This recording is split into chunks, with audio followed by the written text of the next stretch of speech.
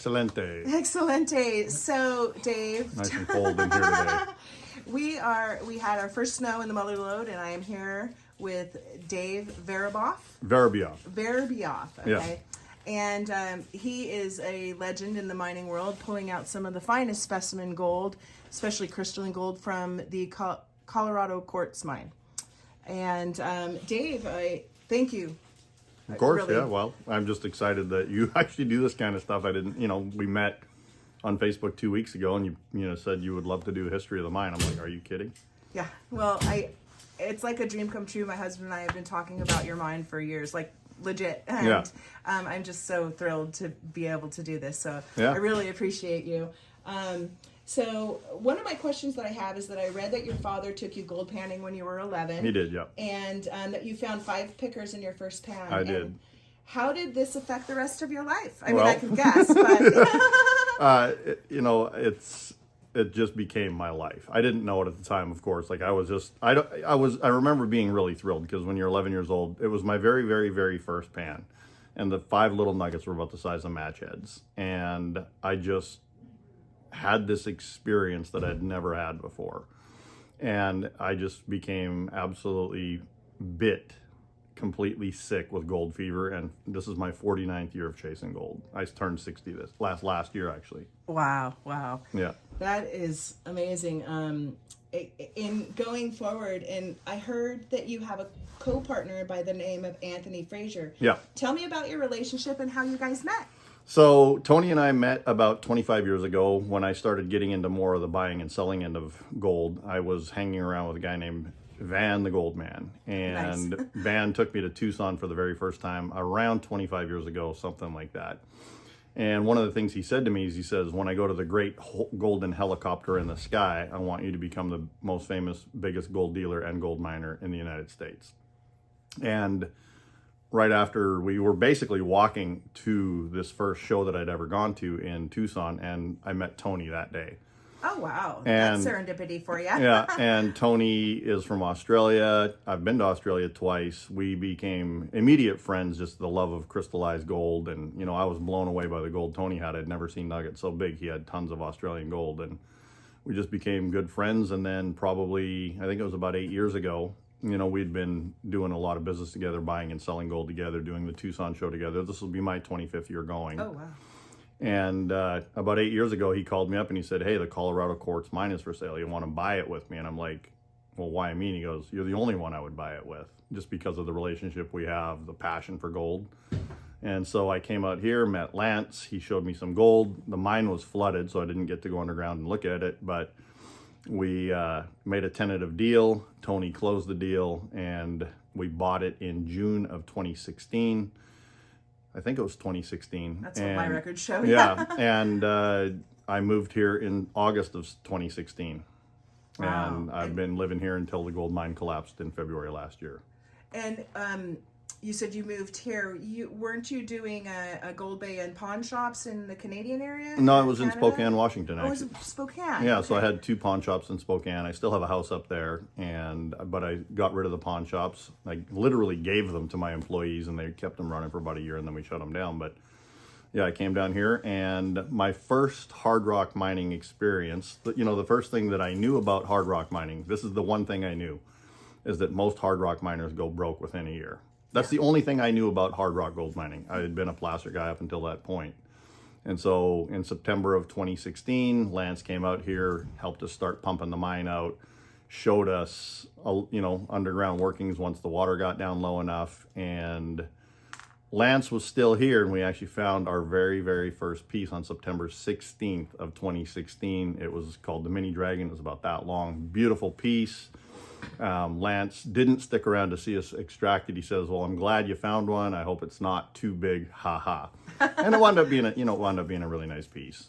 And then it was Super Bowl the next year before we found the next piece. So there's a lot of dry spells. Yeah. And Tony lives in Australia, and so I'm the one that stayed here to do the work. Got it.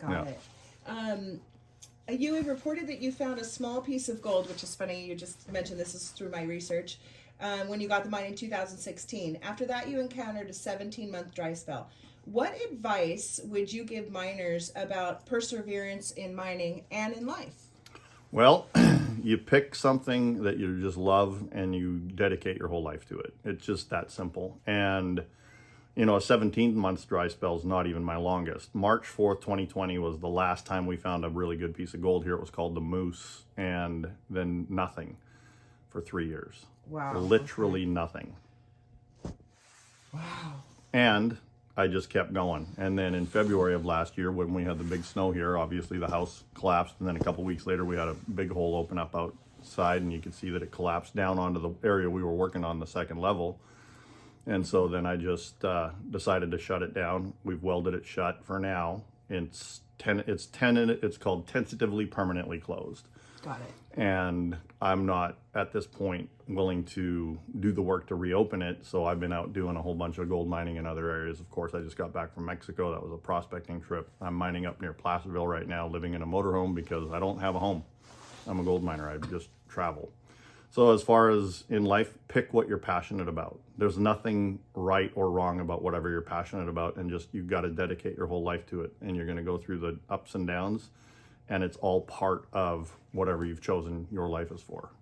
Yeah, that's a great answer. Thank you for that. Do you plan to excavate Grandpa's cave, and what did it feel like finding it? So we found the cave in, and we've been digging on the surface, and we haven't found anything again, not yet. We found a few little pieces a couple weeks ago right before I left for Mexico, but nothing since. And the weather's really bad now, so I've made the decision to go back underground and dig out the cave in by hand. It's going to take me 10 days to dig it out by hand. Okay. So I'm going back underground starting tomorrow. Okay, all right. Yeah. And we wish you the best of luck for that. I actually follow you, and I watched that video, and your excitement was contagious. Yeah. It was like, he did it! He found it! Well, we don't know if the gold is there. Like I talked to the granddaughter directly, the direct descendant granddaughter. She owns the property.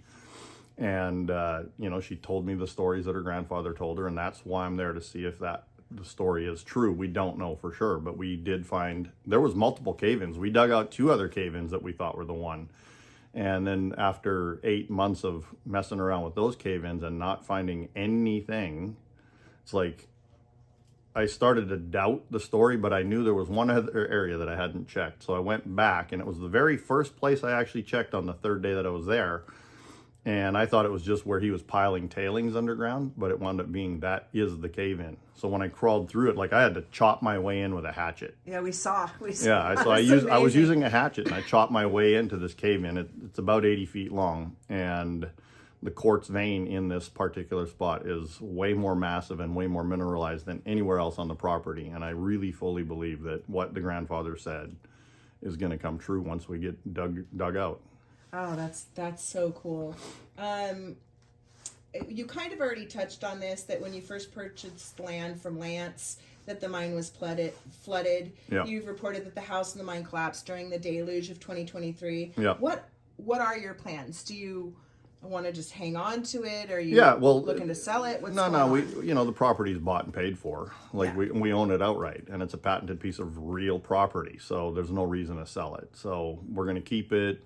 As you can see, Tim's just we're refinishing the whole thing. We're putting up new drywall and insulation. The roof was completely collapsed. You can see that it's been repaired, and we actually have a large area up top now that we didn't have before. And I'm just going to travel around and do mining. I'm going to be up, like I said, in the Placerville area, and I'm going to go back to Mexico and do some prospecting down there. I've got permission on private property.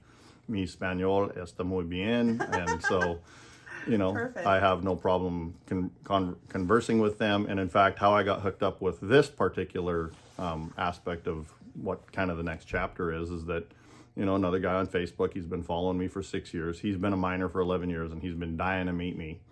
And so 3 months ago, I met him in Tijuana. And so I went down again on this trip, and we went to the places that he's been going for the last 11 years. And we prospected, we got some gold.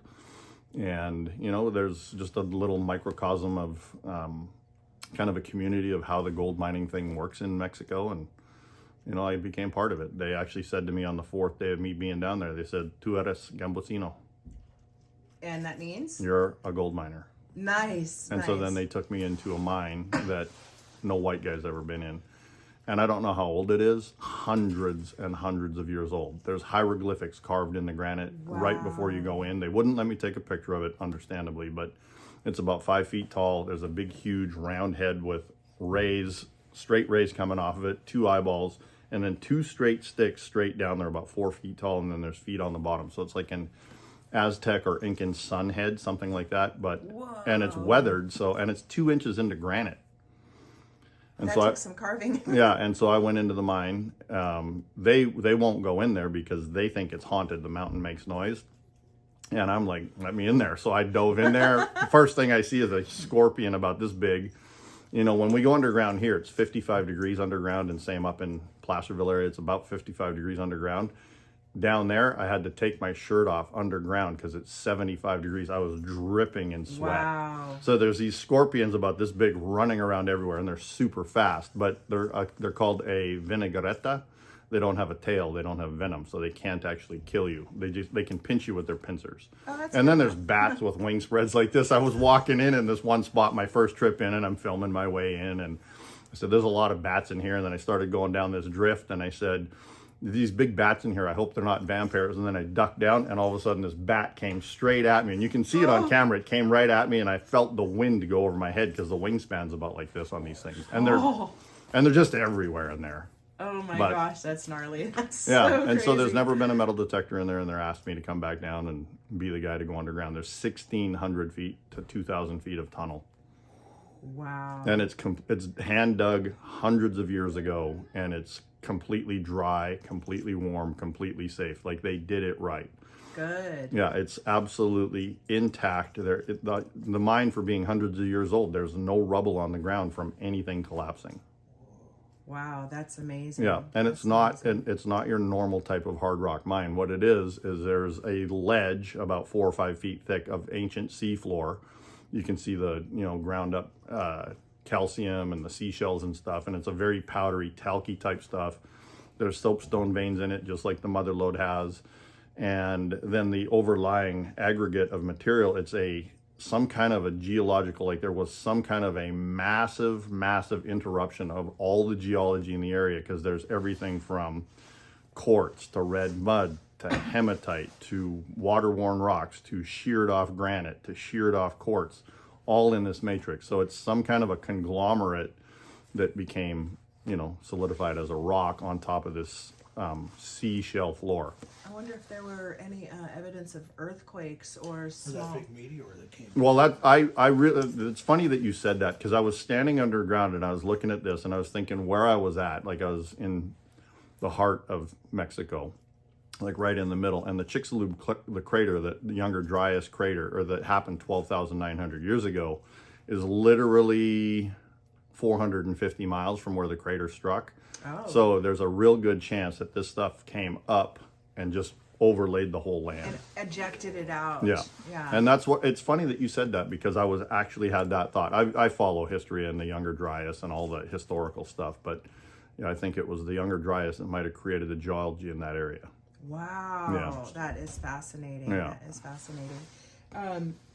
Back to my questions. Well, one of the things that strikes me just from meeting you right now, and it's almost like you're the nomadic gold miner, that you are literally living the life of a nomad in your pursuit of happiness and search for gold.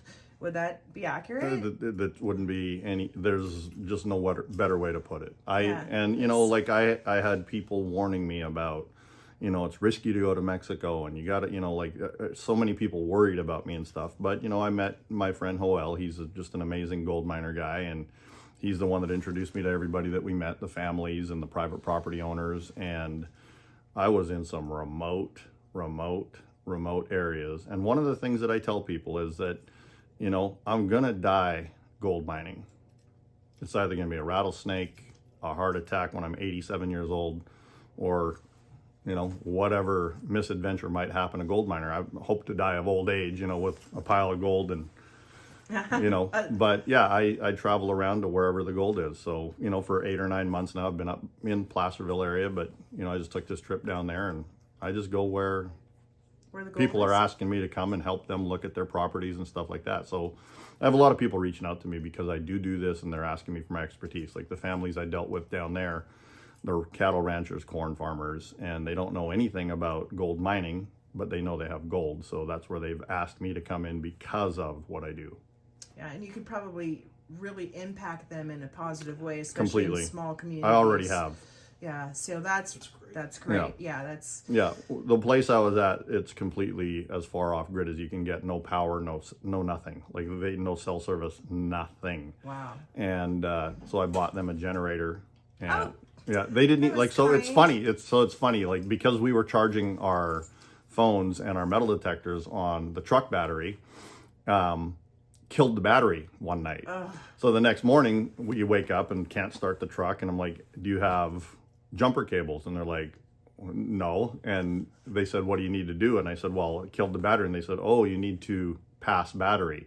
They don't call it jump starting, they call it passing battery. Oh, interesting. And so I said, Okay. well, do you have an electrical cord or anything like that? Nope, no electrical cords, no wire, no nothing. Anyways, one of the neighbors actually in that little community did have a set of jumper cables. So yeah, it's called passing battery. Good to know if you're ever stuck in Mexico, Yeah, right? yeah. Right on. Oh, and here's an interesting little tidbit on this trip too. One of the areas we went was super remote, and we wound up bottoming out in one spot and got out, looked underneath, couldn't really see anything had happened, went and parked for 5.5 hours, came back up, and there's a freaking puddle of oil underneath the rental. Oh. And again, no tools, no nothing where we're at. Luckily, this is the interesting thing. There was an old running shoe, and there was also a rake that had a screw in it, keeping the head of it on. So I unscrewed the little screw. We cut the running shoe into a very thick washer. We stuck it in the hole. I screwed it in, and it lasted for 10 days. Oh my gosh. Yeah, until That's I a replaced it. MacGyver fix if I've ever heard one. You got to be able to fix shit, man. Like, Yeah, it's true. It's the truth. yeah, and so for 10 days, we just drove the rest of the way until I got to Guadalajara and got a new oil pan. Oh, that's an awesome Yeah. story. This is my final question, although I could probably talk to Oh, you yeah, all well. day long, right? You know, but you were quoted saying, let me see here, that there is a beauty and a diversity of what Mother Nature creates, and when you hold gold, feel the density and see its magnificence in your hand, you are immediately awestruck. Yeah, and I don't even know if that word is adequate. There's an experience, well, you guys saw some gold today. Yes, And just I the did. experience of seeing something that Mother Nature created. And then the other thing is you realize when you find a piece of gold, you're the first human being to ever touch that piece of gold, ever. It's billions of years old, and it came from supernova, because there's not, the nuclear fusion was never available on this planet to actually turn the hydrogen molecules all the way into element 79. So all of the gold on this planet came from Stardust. stars. Yeah, and the stars have to be at least 10 times as big as our star to supernova and have created the gold. Like it has to be, our star has not got gold in it, it's too small. So the nuclear fusion is not available in our sun to create it. So yeah, all the gold on this planet came from somewhere else. That's so amazing, isn't it? Yeah. Well, thank you. Like, Yeah, well, thank I you too. really I love, appreciate it. yeah, it's amazing. yeah, and hopefully I'm going to link in the description for Goldbay. I will link for your YouTube, and hopefully people will be able to watch Yeah. you and continue the journey of your nomadic gold miner. Yeah, well, like, you know lifestyle. me, like I film a lot of stuff, and obviously my two travel mates, Camo and Popo, like, I they, know. you know, they just did 8,500 miles with me. Aw. You know, we did 8,500 miles. We got another 600 miles to go, and then I'm going to Reno on Tuesday. I got some gold I got to sell, and then I'm driving to Tucson in 3 weeks, and then back to Mexico. And so, yeah, we get around. Yeah, you certainly do. Yeah. Well, thank you for this interview. I Yeah. really Well, thank you appreciate for your wanting to time. actually do it. Of course. Yeah. Are you kidding? Yeah. This is a dream come true. Both my husband and I have been talking about this. Like, could you imagine actually going to the property? We've driven past. Yeah. But we never turned in because, we respect miners. And Yeah, we've well, had- of course, you know, you know. should get Tim's number, and if you ever want to come out and do some more photos or something, you can. Oh, for sure. Yeah, Tim's here all the time. So Oh, good to know. Yeah. Good to know. Well, thank you. you're welcome. Thank you. Thank you so Yeah, much. you're welcome. All right. Okay, so we have a little gift for you. We're going to be doing a gold giveaway, and this is what we're going to be giving away. So if you would like one of these, he's going to show you what it looks like here. Drop your shirt size in the comments and be into a gold giveaway.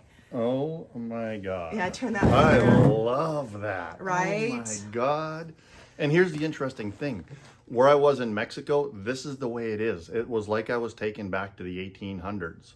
Off-grid wooden shacks built from wood off the land. Not even, they don't even cut the timbers. Like, it's not timbers, it's logs. Wow. Well, That is freaking beautiful. So that's- yeah, increíble, exactly. that's a Tu hablo español? De vez en cuando. Excelente. so that's a gift from Miner I Mom. love that. And Oh then my God. if you guys want this, want a chance to win one of these, I'm doing a giveaway for it, and just drop your So t-shirt size down. I just looked at the size. You're going to love this, right? Extra large. So what's the difference between a large pizza and a gold miner? I don't know.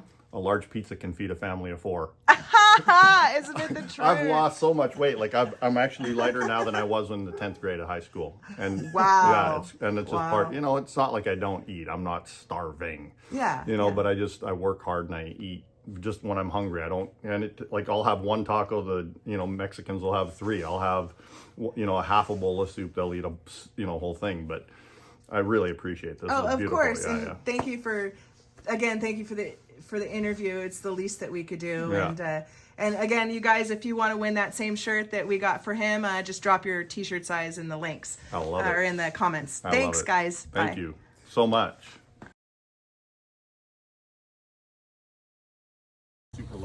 Hi. Hey there. And what did you find here? So this is a nice little piece of crystallized gold. We're out here at the Colorado Quartz Mine. This was just in the rock. There was about that much exposed, is all you could see.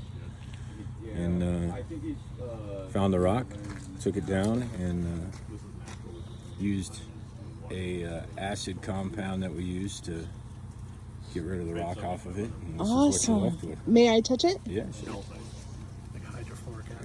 That's it. Oh, it's so heavy. Wow. Isn't that great? It is so beautiful. And what's your name? My name is Bryan Thomas. Bryan Thomas. Thank you for sharing your beautiful find from the Colorado Quartz Mine. That's awesome. So you were holding out on me, weren't you, brother? Yeah. Show me what else you have in your pocket. Noble Sparks, who is the one who found the dragon with John Emmett, this is another one that he found. Holy Toledo! Look at that thing! Isn't that amazing? That is amazeballs. Look at that. Yeah, it's almost an ounce and a half. Solid crystals, Oh my gosh. right back here. And this one, we have this one for sale. And what's that going for? Just out of curiosity. Right now we have it up for $25,000. Okay, for $25,000, you guys can go on to goldbay.com and you can own this lovely piece of gold. This one actually is, right now it's for sale on BryanThomasGold.com. Okay, BryanThomasGold.com. Got it. Brian got with it. a Y. Brian with a Y. All right, I will Google that and I will put a link for that for you guys on Isn't there. that great? Look at the crystallization on there. Didn't you bring? Did you get it, honey? I did. I got a video. I've got 1,000. I've got like 14. But Wow, look at the- We have motherlodegold.com together. And That's- then BryanThomasGold.com is my website. Goldbay is his What I paid like website. about it is Got it. I did the pay dirt. You're the one doing the pay dirt that he switched it over to, I read about, right? Well, I did for the past 3 years. Now Harrigan's doing it. Okay. Okay, right on. So now we're just doing the crystallized gold. Yeah, it's got the nice little. All the pay dirt stuff. No. It's a lot less work for us. It's just. And we still get to play with amazing gold on there. Isn't that great? Yeah, no, it's my dream job, man. You are living my dream. You should be very stoked. Oh, I am, yeah. Look at that. Pieces like that. I mean, that's world class. That's museum piece all day. You know, one of the things about gold mining, especially the type of gold that I try and find, is it's the ultra rare. We went 3 years. March 4th, 2020 was the last time I found a piece here, and then we mined every day for 3 years. Didn't find anything, not a thing. Wow. Underground drilling, blasting. So what I have to do is I buy and sell gold to supplement keeping the mines running. So I bought this one yesterday. It's from Washington State, Okay. Wow. and it's really a nice piece of gold from. Wow. Yeah. And what mine was this from? It's not from a mine, just a random find out in the Oh, in my some house. jeepers. Look at the wires on that. Yeah. Oh, man. It's real rare. Yeah, this is really, really, really rare. So. Wow. Thanks for coming along with me on this adventure to the Colorado Quartz Mine. Mind blown, right? I got to talk with Dave today, and I also got to talk with a new prospector that I never met before by the name of Bryan. I held that gold in my hand. You saw it. What a blessed day. Anyway, if you guys want to be a part of the giveaway that I'm doing, go ahead and put the comment down below that you're supposed to. If you watch the video, you know what you're supposed to do. And if you have a gold mine that you would like me to research for you, hit me up. Let's get this history in because we need to keep it safe for our babies and our babies' babies. Anyway, I hope you have a great day. Like and subscribe.